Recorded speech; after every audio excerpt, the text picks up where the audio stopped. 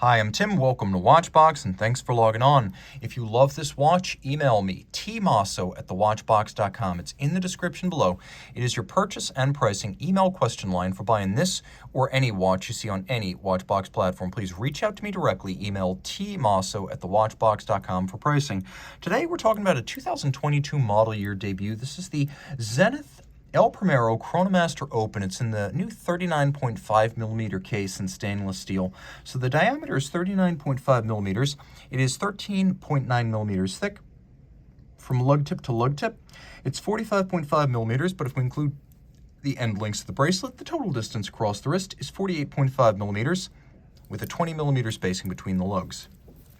We'll throw it on my wrist for reference. My wrist is 16 centimeters in circumference, and it wears nicely.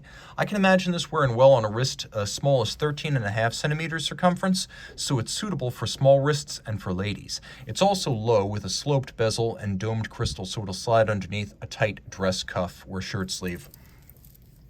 The bracelet's a nice piece, a 3-link design that bears more than a passing resemblance to the well-known Rolex Oyster, but unlike the Oyster, it has a little bevel on its flank. You can also see removable links are fixed in place by screws, and there are quite a few of them on each side of the clasp.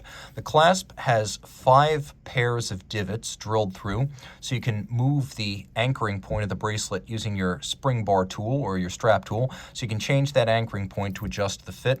It's a single fold clasp with a clamshell lock just like that, and as with the Rolex Oyster clasp, there's a kerf underneath the logo that you can use to dig in your nails, and that makes it easier to open up the clasp. We'll roll over to the case. This is the well-known Chronomaster case, which features a combination of polish and satin. There's a nice compound curvature of the case flank, and then a little bit of an undertucked squared-off lug profile at the end. There's a bevel that runs full length, and then we have a bezel that is conical on its top and then vaguely vertical on its side. I say vaguely vertical because it does have a slight outward slant to it. We also have a dramatically cambered sapphire that is not a cheap piece, as cambered sapphires like that with a pronounced boxed section are the most expensive types. Zenith thought of everything, giving you another little kerf underneath the crown so you can dig your nail in, and there's a Zenith star logo on the crown. We have vintage-inspired pump pushers, and then a dial in white with a 1/10 of a second scale outboard. So this is the striking 10th system that was first debuted in 2010. The idea is to make it easier to read 1/10 of a second, which has always been the theoretical resolution of an El Primero, but on tiny compressed dials, it was often difficult to distinguish those tenths. So what Zenith does instead is spreads 10 seconds over the space of 360 degrees. So that angular span makes it easier to read, for example, 9.2 seconds, which is what you're looking at right there. A bigger scale makes the reading easier. It also looks visually spectacular, as this foudroyant lightning seconds hand is just fun to operate whether you need it or not. Now we have applique indices. They are rhodium-plated steel like the hands, like the applique Zenith Star. I always like to see applied indices on a dial. It's a mark of a high-quality watch. We'll do a quick loom shot here so you can get a sense of how it looks in the dark. There we go. You can actually see the chronograph components.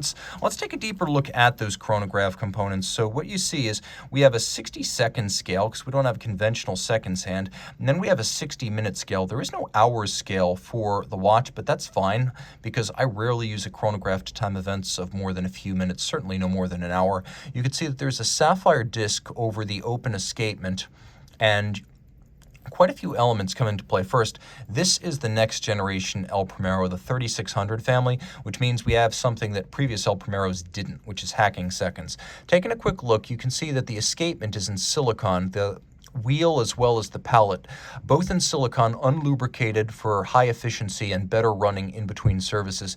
You can also see that this is a special movement whose base plate has been evacuated and then, as you can see, grooved and textured to resemble the sub-registers. So you can see the tail end of the escapement or tail end of the drivetrain. In the fourth wheel, the escape wheel, the anchor, as well as the balance and the hairspring. So this was an innovation of Terry Nataf, who was the 2000s era president, CEO, and design chief of Zenith. Not everything he did had enduring appeal, but this scooped out dial side visible escapement was his opus. It's 90% of the appeal of a tourbillon for 10% of the price. Okay, turn it all over. You can see the rest of the 35 jewel caliber 3604. One feature it has that the original El Primero did not, in addition to hacking seconds, is a 60-hour power reserve, which means it can run longer in between windings. It is an automatic winding movement. It has a 36,000 vibration per hour escapement, so 10 beats per second, as have all of the El Primeros since the original in 1969. You could see that the column wheel in blue and the lateral clutch over to the left of the screen. These are features returned from the original El Primero, the column wheel giving it crisp feel and sound and a tactile pleasure to operate, and then the lateral clutch making it a little bit more beautiful and more attractive to the eye than a vertical clutch system.